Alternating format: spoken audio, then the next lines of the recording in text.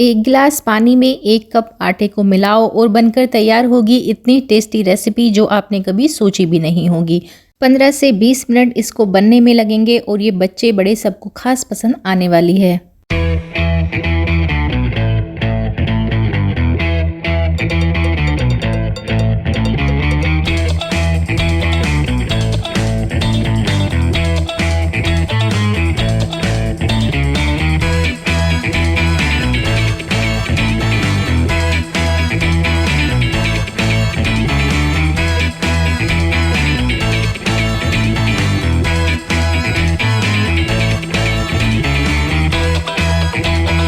जब भी आपका मन हो कुछ चटपटा कुछ अलग खाने का तो इसको झटपट से बनाकर खाया जा सकता है। बिल्कुल देर ना करते हुए स्टार्ट कर लेते हैं रेसिपी को बनाने की तैयारी। हमें लेनी है एक कढ़ाई, उसमें डालेंगे हम 1.5 गिलास के लगभग पानी और इसको हम रख देंगे गैस का फ्लेम ऑन करने के बाद गैस पर।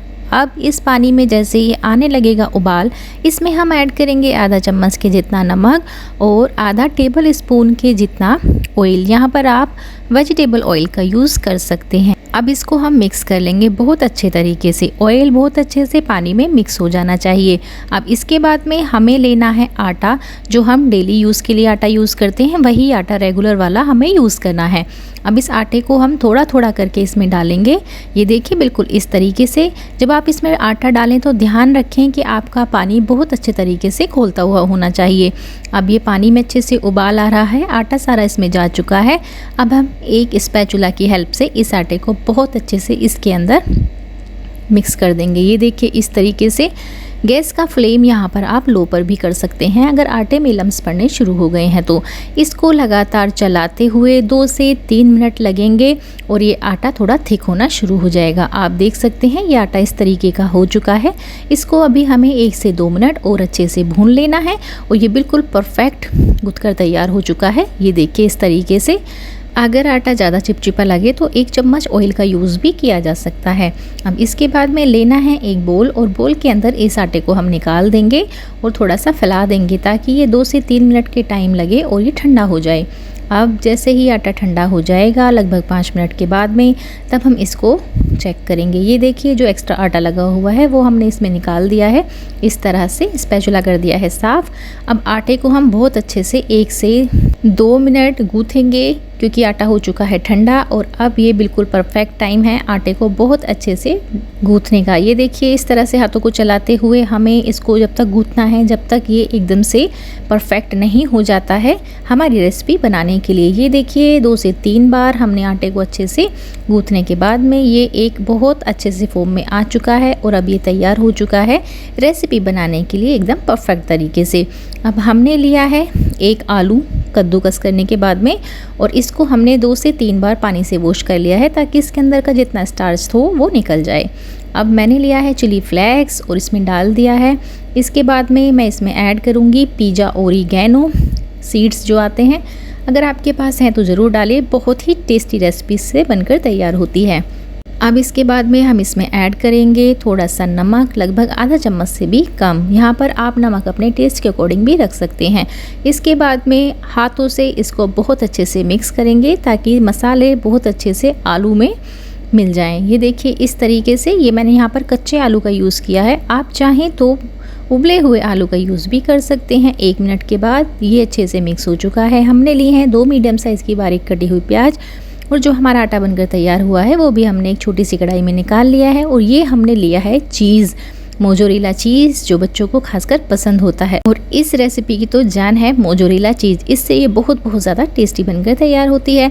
अब हमें लेनी है 1 स्पून और स्पून की हेल्प से हम 1 चम्मच के जितना आटा ले लेंगे और इसको इस तरह से हाथ से रोल बनाते हुए लेंगे एक बोर्ड और बोर्ड के ऊपर हमने लगा लेना है 1 चम्मच के जितना ऑयल। इसको बड़े अच्छे से कर लेना है ग्रीस ताकि आटा इस पर चिपके नहीं। यहाँ पर आप चाहें तो सूखे आटे का यूज़ भी कर सकते हैं तेल की जगह।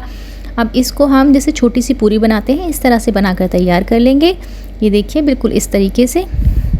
इसको बहुत हल्के हाथ से हमें चलाते रहना है, टाइट हाथ से ये चिपकेगा, तो इसलिए हमने इस तरह से एक छोटी सी पूरी बनाकर तैयार कर ली है। आप देख सकते हैं। अब हम इसको रख देंगे रोलिंग बोर्ड के ऊपर और इस पर हम डालेंगे स्टफिंग जो हमने आलू की बनाकर तैयार की है, प्याज और बाकी सारा सामान। आप यहाँ पर चाहें तो जो आपकी पसंद की सब्जियां हों वो भी यहाँ पर ऐड कर सकते हैं। और पूरी की शेप भी आप अपनी पसंद के अकॉर्डिंग छोटी या बड़ी बना सकते हैं, लेकिन आज हम पूरियां नहीं बना रहे हैं, एक नाश्ता बनाकर तैयार कर रहे हैं जो पूरी से बिल्कुल डिफरेंट है। ये ना समझिएगा ये हम पूरियां बनाने वाले हैं, बिल्कुल भी नहीं।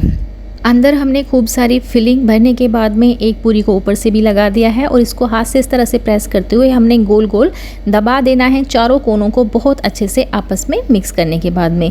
ये देखिए इस तरह से हमने गोल गोल घुमा के इसको जैसे हम लड्डू बनाते हैं बिल्कुल इस तरीके से बोल बनाकर तैयार कर ली है।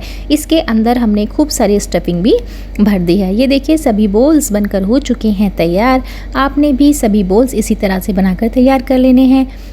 अब लेना है कढ़ाई में ऑयल, जिस भी ऑयल में आप फ्राई करना चाहते हो ले सकते हैं। ऑयल को मीडियम हीट पर गर्म होने के बाद हम इसमें डाल देंगे ये जो बॉल्स हमने बनाकर तैयार किए हुए हैं।